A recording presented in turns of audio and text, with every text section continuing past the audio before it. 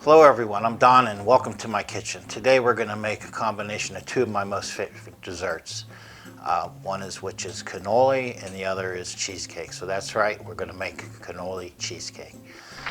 So I'm going to start off with the list of ingredients here. So we're going to be making a graham cracker crust.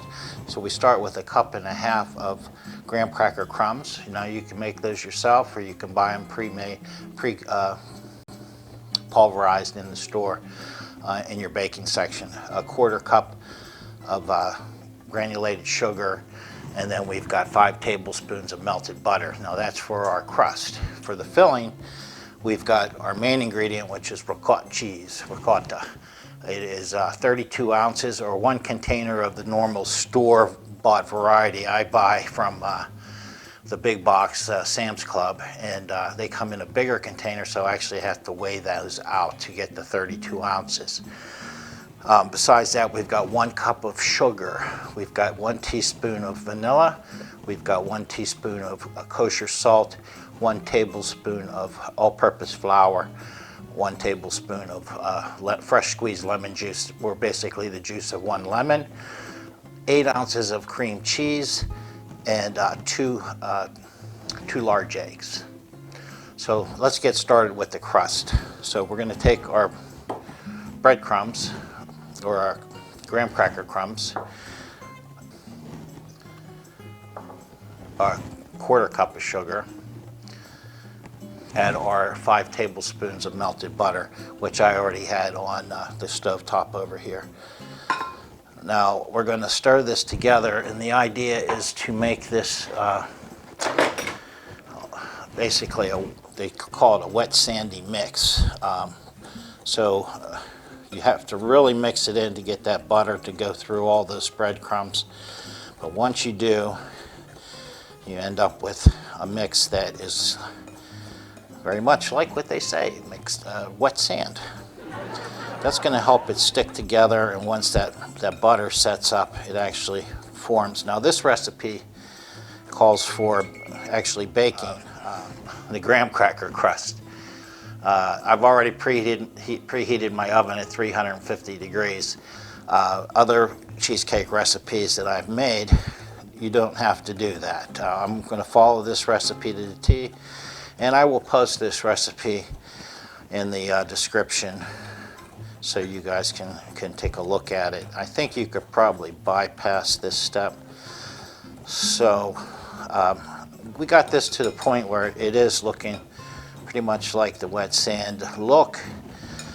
Now what you're going to use is a 9-inch spring foil spring pan, a 9-inch spring pan. And I've taken the liberty to grease this, because the last time I made one I didn't, and it didn't really stick to the sides, but it did stick to the bottom. So basically from here you take all your wet graham cracker crumbs and put it into your spring pan.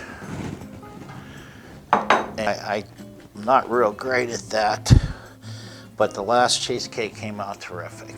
So I'm not going to say I'm no good at it, because it worked out pretty well. So I'm just tamping the bottom of it, and then I'm going to go around the sides and kind of squeeze in with my fingers.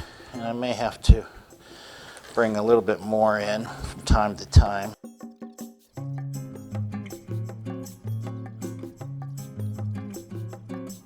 And while this is baking, we are going to go ahead and proceed with making our filling.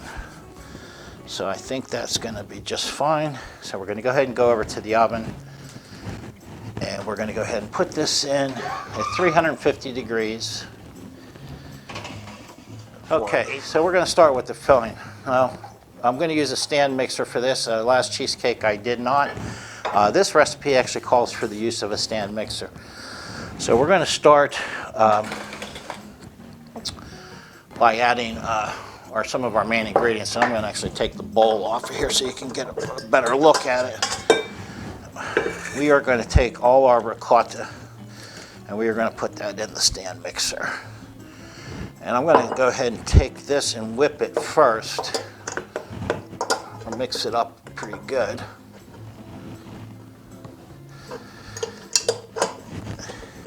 And we're going to use the beater attachment all the way through this process. And we want to get this ricotta in a good creamy way, a good creamy consistency. You know, ricotta tends to have like a lot of curd to it, and I personally like that. But I think in a cake, you're going to want to have it as fine as possible. So I'm just going to put it on low, and I'm going to go ahead and get my cream cheese unwrapped, which I probably should have done prior. But anyways, you have to let the cream cheese basically get to room temperature. You want it as soft, but not melted. Not fresh out of the refrigerator, in other words. So from here I'm going to go ahead and I'm going to take and add my cream cheese. I'm going to take a couple chunks of it at a time. I'm going to let that mix in with the ricotta.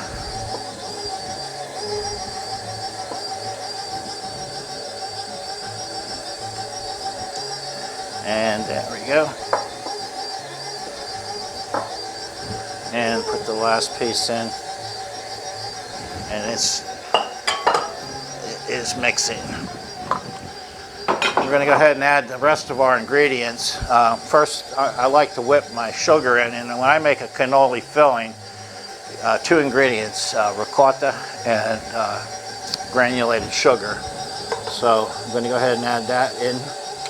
And we want that sugar to mix real well. And that is a whole cup of sugar.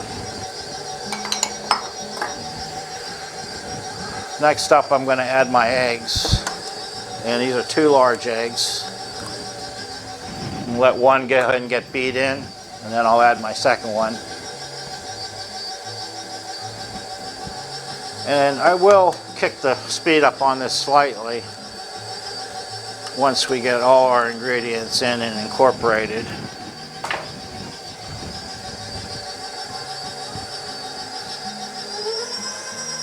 So I'm going to let that egg, the sugar, and the ricotta really get in there, get mixed up together real well. I'll go ahead. So we've got 1 tablespoon of lemon juice, 1 tablespoon of all-purpose flour,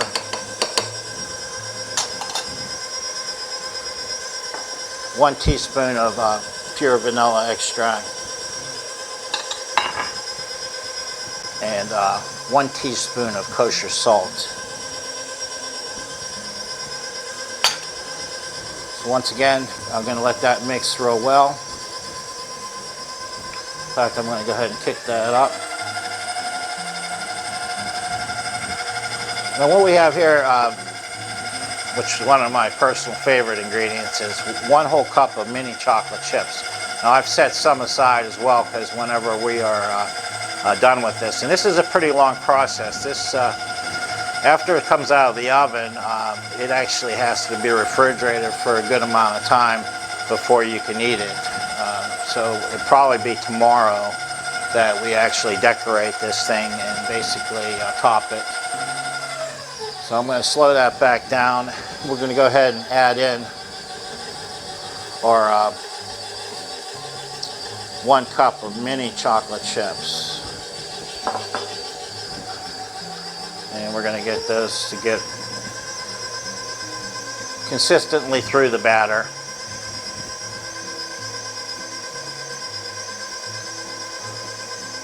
All right, so basically that's it. Our filling is done. We still have some time left on the crust. So we're going to take a little break, and when we come back, we'll be filling that and baking it. So we're down to about 1 second, so here we go. We're going to go ahead and get this out of the oven, and I'm going to bring it over and let it cool. So I'm going to go ahead and let you take a look at this.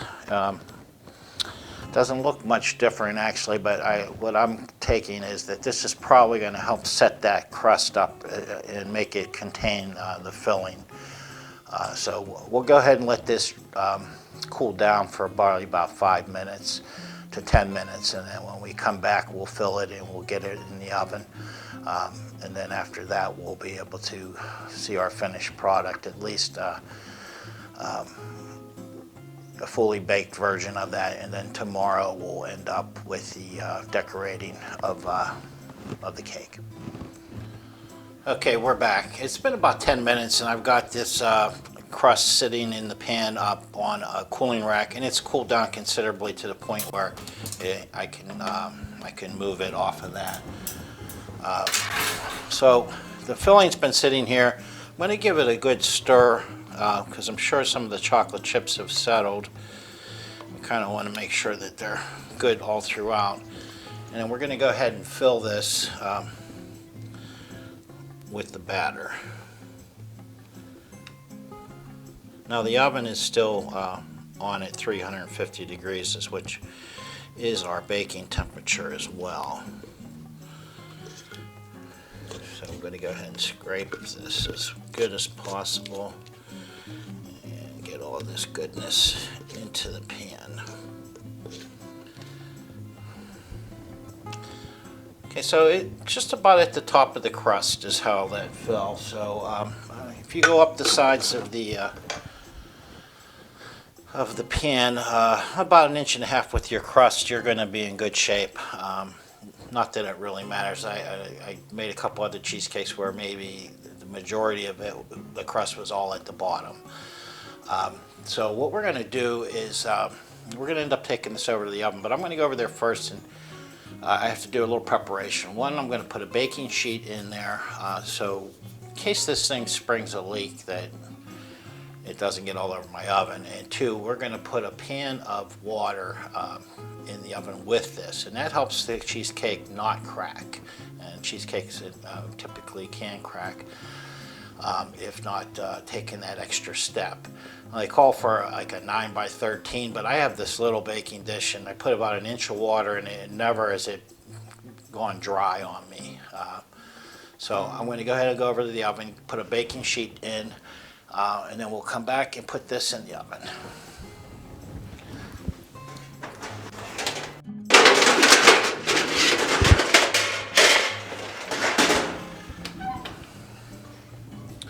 Okay, so I'm going to go ahead and put my baking sheet in, and I've got this small Pyrex dish that's got about 1 inch of water in it. I'm going to go ahead and put that in as well. And you don't have to do this in advance. You can do it right as you're getting ready to do this. So we're going to go ahead and take the cheesecake over and get it in the oven. We're going to go ahead and bake this for 1 hour to 1 hour and 5 minutes. We'll come back and check on it. As we're getting towards the end of that time, I'll bring it back so you guys can see how we are proceeding in the oven. So let's take a little break.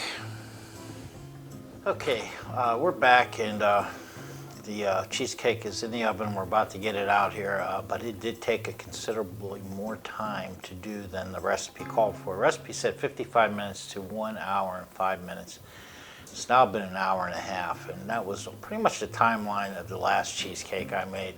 So when I publish the recipe, I think I'll probably modify that. Of course, it could vary on ovens. Mine's an electric. If you got gas, maybe they had a commercial oven. I don't know. But the bottom line is the last one I made was for about 1 hour and a half. It worked out perfectly. This is looking great, so I'm going to go ahead over and we're going to get it out of the oven. And right here we're going to put it on a cooling rack. That's what it calls for. The last cheesecake I made actually had it sit in the oven for an extra hour, with the oven turned off, so it's actually in there with the temperature declining, I guess, and then come out and cool and then go into the refrigerator. So this one calls for this to sit for 2 hours on a cooling rack and then for at least 4 hours in the refrigerator. So the next time you see me I'll be pulling this out of the refrigerator and set up to decorate this thing, and we can take a look at it, take a taste of it as well. So once again, we'll be back. Stay tuned. Okay, everybody. It's actually been about 6 hours since we left off. Since then, I let it cool on the countertop for about 2 hours, and then I put it in the refrigerator. It's actually 5 hours. I cut it short a little bit because I wanted to get this done today. So we're going to go ahead and decorate. I took it out of the springform pan. You can see the crust is nice. It came all the way up.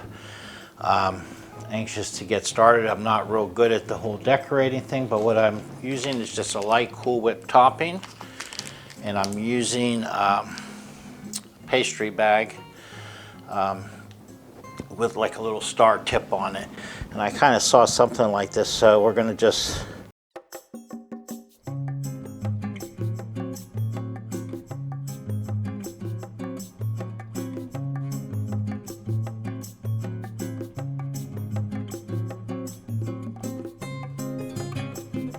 so we have it.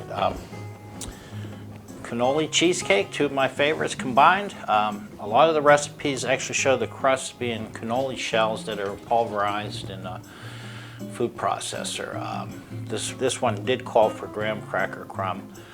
I do make cannolis, and I do make cannoli shells, but I don't have any on hand. And actually, you can buy them locally. To me, I got to drive about 20 miles to get them at an Italian grocer. Not readily available at your local grocery store or Walmart, Sam's Club kind of thing. So I chose this recipe for that reason, although they're all very similar as far as the content with the ricotta and the cream cheese, and very similar ingredients. Other than the crust on this is probably not much different. And as I mentioned before, it did take considerably longer than the recipe called for in the oven. And I think it was warranted that it needed to be in there basically a whole extra half an hour. And it's just how it worked out. So anyhow, I want to thank you for spending the time with me. I hope you got something out of this. I am going to post the recipe down in the description. So once again, thank you very much, and we'll see you next time.